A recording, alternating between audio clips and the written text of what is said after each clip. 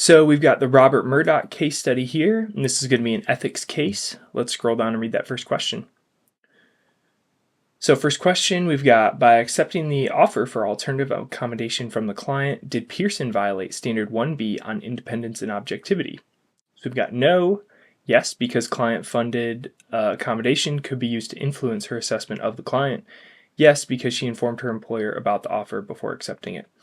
So we're going to need to, there's two levels here. So first we need to decide whether they did or did not violate Standard 1B on independence and objectivity. And so there can sometimes be gray area here, but essentially the key here is it sounds like they're accepting some type of accommodation from the client. So just determining whether that accommodation is significant enough or kind of extravagant enough that it would maybe influence their decision in any report or opinion that they might be issuing for the client. So let's read until we kind of get to this situation here. Robert Murdock, CFA, is a portfolio manager at Fig Tree Investments. As the senior-most member of management at the firm, he has discretionary authority over all of his accounts. He sits in the human resource panel and helps with the recruitment of analysts. After a rigorous interview process, Fig Tree Investments recently hired 5 analysts. On the first day of work, Murdock informs them that by signing the employment contract, the analysts agreed to unequivocally comply with the firm's Code of Ethics and Compliance Manual. He proceeds to hand each of the analysts a copy of the Code and Compliance Manual without diverging any further details. The analysts spend the next hour perusing the document. Here's an excerpt from the Compliance Manual. So 1, employees must make full and fair disclosure of all matters that could reasonably be expected to impair their independence and objectivity or interfere with respective duties to their clients, prospective clients, and employer. Employees must ensure that such disclosures are prominent, are delivered in a clear and precise and plain language. Officers must ensure that all employees directly under their supervision adhere to the applicable rules and regulations. Employees must not accept gifts, benefits, compensation, or consideration that competes with or might reasonably be expected to create a conflict of interest with their employer's interest unless they obtain written consent from all parties involved. And lastly, research analysts must not communicate to members of the investment division unless such communication occurs to verify information and reporting. In case this happens, the compliance department must be notified immediately after such communication occurs. So we've got some rules laid out here that Fig Tree has related to impairing independence and objectivity. So let's see if we get to that situation here.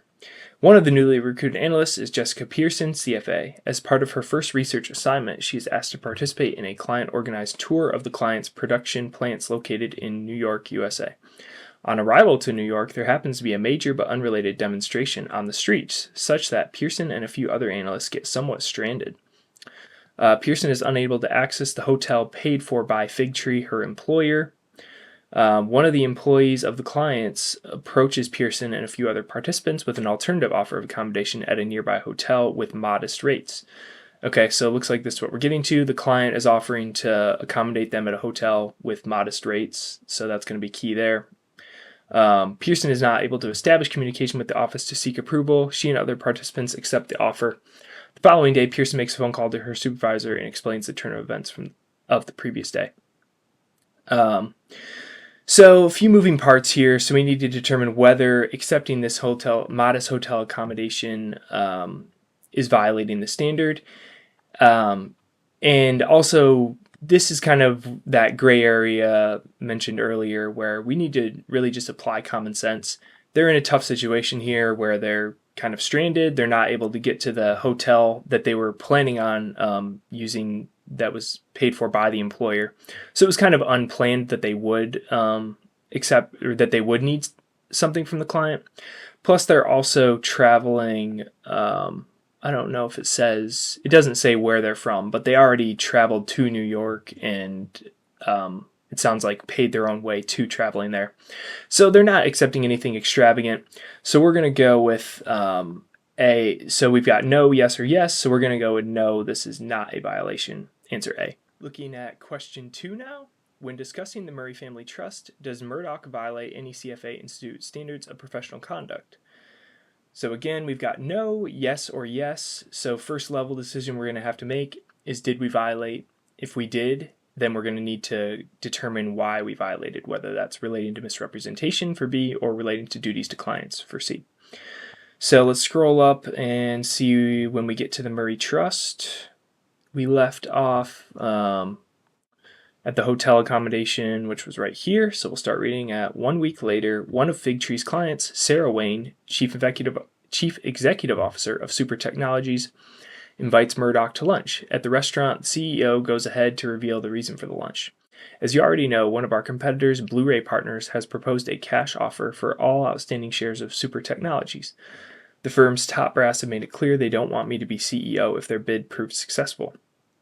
Wayne then proceeds to show Murdok her projections for an ambitious growth strategy that's predicted to increase performance twofold.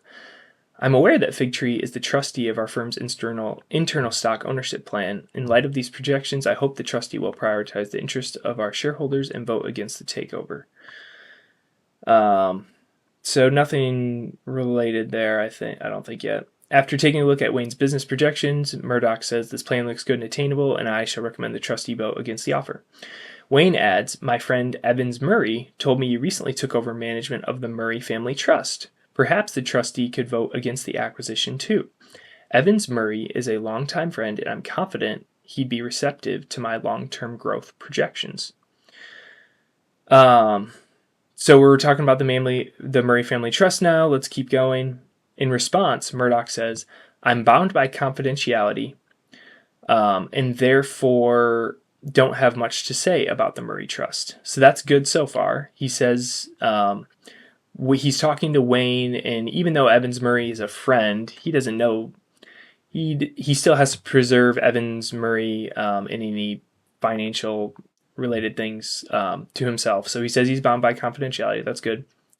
What I do understand is that there was indeed a change of guard at the trust, and it has traditionally preferred less risky investments. Okay, so he goes on to say he says he's bound by confidentiality, and then he goes on and gives him information about the trust and talking about the investment preference. I doubt it would have significant holdings in Super Technologies. Murdok is sure not to reveal that Evans Murray is a major client at Fig Tree with a significant personal stake in Super Technologies. So he doesn't reveal that, which is good. So he's kind of lying to the client, or lying to Wayne, but also telling him there's a change of guard at the trust. So looking at this question, does he violate? We've got no, yes, and yes. I'm going to say yes, he's violating, so we can rule out A, since he is divulging some confidential information.